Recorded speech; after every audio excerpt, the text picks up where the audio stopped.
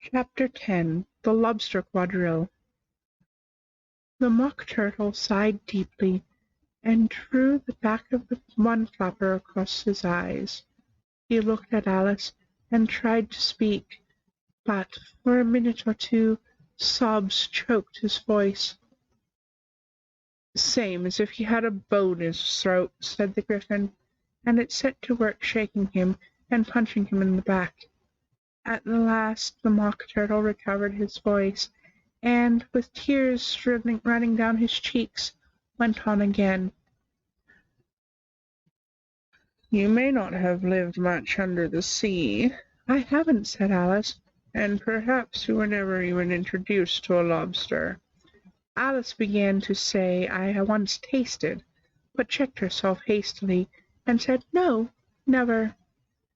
"So you can have no idea what a delightful thing a lobster quadrille is." "No, indeed," said Alice. What sort of a dance is it?"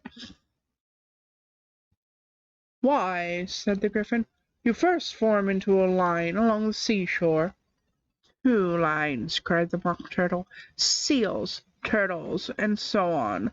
Then, when you've cleared the jellyfish out of the way—" "That generally takes some time," interrupted the Gryphon. "You advance twice." "Each with a lobster as a partner," cried the Gryphon. "Of course," the Mock Turtle said. "Advance twice, set to partners, change lobsters, and retire in same order," continued the Gryphon. "Then, you know," the Mock Turtle went on, "you throw the—" "The lobsters!" shouted the Gryphon, with a bound into the air. "As far out to sea as you can." "Swim after them!" screamed the Gryphon. "Turn a somersault into the sea!" cried the Mock Turtle, capering wildly about. "Change lobsters again!" yelled the Gryphon. "Back to land!" "And that's all the first figure," said the Mock Turtle, suddenly dropping his voice, and the two creatures, who had been jumping about like mad things all this time, sat down again, very sadly and quietly, and looked at Alice. "It must be a very pretty dance," said Alice timidly. "Would you like to see a little of it?" said the Mock Turtle. "Very much indeed," said Alice. "Come, let us try the first figure," said the Mock Turtle to the Gryphon. "We can do it without lobsters, you know. Which shall sing?" "Oh, you sing," said the Gryphon. "I've forgotten the words." So they began solemnly dancing round and round Alice, every now and then treading on her toes when they passed too close, and waving their forepaws to mark the time, while the Mock Turtle sang this very slowly and sadly. "Will you walk a little faster?" said a whiting to a snail. "There's a porpoise close behind us, and he's treading on my tail. See how eagerly the lobsters and the turtles all advance. They are waiting on the shingle. Will you come and join the dance? Will you, won't you, will you, won't you, will you join the dance? Will you, won't you, will you, won't you join the dance? You can really have no notion how delightful it will be when they take us up and throw us with the lobsters out to sea." But the snail replied too far, and gave a look askance. Said he thanked the whiting kindly, but he would not join the dance. Would not, could not, would not, could not, would not join the dance. Would not, could not, would not, could not join the dance. "What matters it how far we go?" his scaly friend replied. "There is another shore, you know, upon the other side. The further off from England, the nearer is to France. Then turn not pale, beloved snail. Will you come and join the dance? Will you, won't you, will you, won't you, will you join the dance? Will you, won't you, will you, won't you join the dance?" "Thank you. It's a very interesting dance to watch," said Alice, feeling very glad that it was over at last. "And I do so like that curious song about the whiting." "Oh, as to the whiting," said the Mock Turtle, "you've seen them, of course?" "Yes," said Alice. "I've often seen them at She checked herself hastily. I don't know where Din may be, said the Mock Turtle, but if you've seen them so often, of course you know what they're like. I believe so, Alice replied thoughtfully. They have their tails in their mouths, and they're all over crumbs. You're wrong about the crumbs, said the Mock Turtle. Crumbs would all wash off in the sea, but they have their tails in their mouths, and the reason is— Here the Mock Turtle yawned and shut his eyes. Tell her about the reason and all that, he said to the Gryphon. The reason is, said the Gryphon, that they would go with the lobsters to the dance, so they got thrown out to sea. So they had to fall a long way, so they got their tails fast in their mouths, so they couldn't get them out again. That's all. Thank you, said Alice. It's very interesting. I never knew so much about a whiting before. I can tell you more than that if you like, said the Gryphon. Do you know why it's called a whiting? I never thought about it, said Alice. Why? It does the boots and shoes, the Gryphon replied very solemnly. Alice was thoroughly puzzled. Does the boots and shoes? She repeated in a wondering tone. Why, what are your shoes done with? Said the Gryphon. I mean, what makes them so shiny? Alice looked down at them and considered a little before she gave her answer. They're done with blacking, I believe. Boots and shoes under the sea, the Gryphon went on in a deep voice, are done with whiting. Now you know.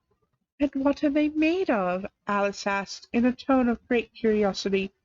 Soles and eels, of course, the Gryphon replied rather impatiently. Any shrimp could have told you that. If I'd been the whiting, said Alice, whose thoughts were still running on the song, I'd have said to the porpoise, Keep back, please, we don't want you with us. They were obliged to have him with them, the Mock Turtle said. No wise fish would go anywhere without a porpoise. Wouldn't it really? Said Alice in a tone of great surprise. Of course not, said the Mock Turtle. Why, if a fish came to me and told me he was going on a journey, I would say, with what purpose? Don't you mean purpose? Said Alice. I mean what I say, the Mock Turtle replied in an offended tone. And the Gryphon added, Come, let's hear some of your adventures. I could tell you my adventures, beginning from this morning, said Alice a little timidly, but it's no use going back to yesterday, because I was a different person then. Explain all that, said the Mock Turtle. No, the adventures first, said the Gryphon in an impatient tone. Explanations take such dreadful time. So Alice began telling them her adventures from the time she first saw the White Rabbit. She was a little nervous about it, just at first. The two creatures got so close to her, one on each side, and opened their eyes and mouths so very wide. But she gained courage as she went on. Her listeners were perfectly quiet till she got to the part about her repeating "You are old, Father William," to the caterpillar, and the words coming all different. And then the Mock Turtle drew a long breath and said, That's very curious. It's all about as curious as it can be, said the Gryphon. It all came out different, the Mock Turtle repeated thoughtfully. I should like to hear her repeat something now. Tell her to begin. He looked at the Gryphon as if he thought it had some kind of authority over Alice. Stand up and repeat "'Tis the voice of the sluggard," said the Gryphon. How the creatures order on about, and make one repeat lessons, thought Alice. I might as well be at school at once. However, she got up and began to repeat it, but her head was so full of the lobster quadrille that she hardly knew what she was saying, and the words came very queer indeed. "'Tis the voice of the lobster. I heard him declare, You have baked me too brown, I must sugar my hair. As a duck with its eyelids, so he with his nose, trims his belt and his buttons, and turns out his toes. When the sands are all dry, he is gay as a lark, and will talk in contemptuous tones of the shark.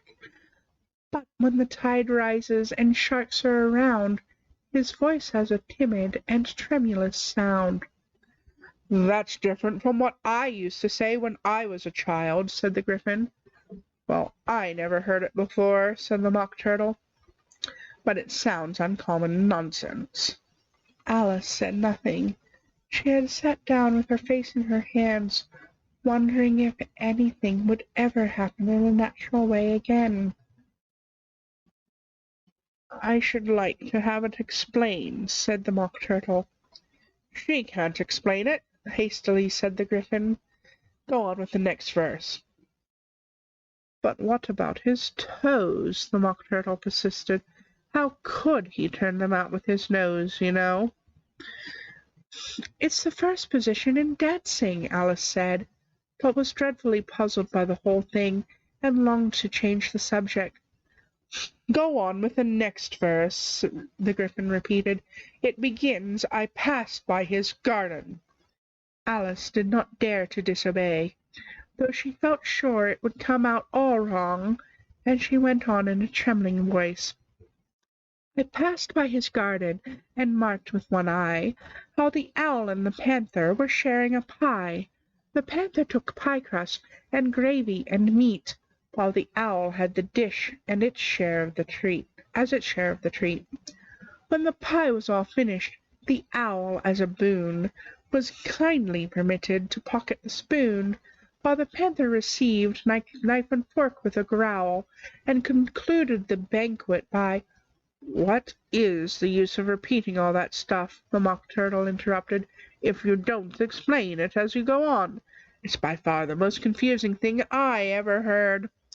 "Yes, and I think you'd better leave off," said the Gryphon, and Alice was only too glad to do so. "Shall we try another figure of the lobster quadrille?" the Gryphon went on, "or would you like the Mock Turtle to sing you another song?" "Oh, a song, please, if the Mock Turtle would be so kind," Alice replied, so eagerly that the Gryphon said, in a rather offended tone, "No accounting for taste. Sing her turtle soup, will you, old fellow?" The Mock Turtle sighed deeply, and began, in a voice choked with sobs, to sing this: "Beautiful soup, so rich and green, waiting in a hot tureen. Who for such dainties would not stoop? Soup of the evening, beautiful soup. Soup of the evening, beautiful soup. Beautiful soup, beautiful soup. Soup of the evening, beautiful, beautiful soup. Beautiful soup, who cares for fish, game, or any other dish? Who would not give all else for 2 pennyworth only of beautiful soup? Pennyworth only of beautiful soup. Beautiful soup, beautiful soup. Soup of the evening, beautiful, beautiful soup." "Chorus again!" cried the Gryphon, and the Mock Turtle had just begun to repeat it, when a cry of "The trial's beginning!" was heard in the distance. "Come on," said the Gryphon, and, taking Alice by the hand, it hurried off, without waiting for the end of the song. "What trial is it?" Alice panted as she ran, but the Gryphon only answered, "Come on," and ran faster, while more and more faintly came, carried on the breeze that followed them, the melancholy words, "Soup of the evening, beautiful, beautiful soup."